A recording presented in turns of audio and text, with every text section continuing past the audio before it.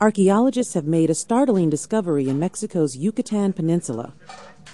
The network of underground chambers, roads, and temples beneath farmland and jungle on the Yucatan Peninsula suggests the Maya fashioned them to mimic the journey to the underworld, or Xibalba, described in ancient mythological texts such as the Popol Vuh.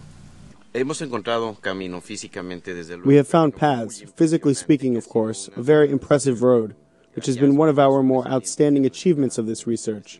We found a sack bay, a 100-meter road inside a cave, which is pretty long taking into account that it was built inside a cave. Archaeologists have long known that the Maya regarded caves as sacred and built structures in some of them. But De Anda's team used historical records to locate and connect a series of sacred caves and link them with the concept of the Mayan road to the afterworld.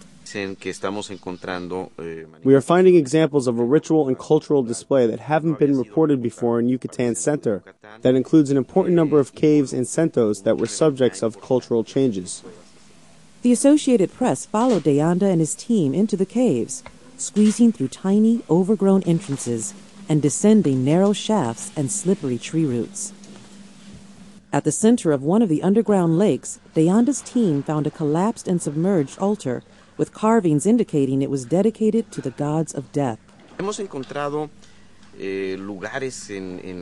have found places inside the caves which have been culturally modified as if they were trying to create specific space areas, more narrow rooms, more secluded areas, smaller space areas, that could be recreating this symbolic way of thinking of the different houses and different steps that were needed to go through in the way to the underworld.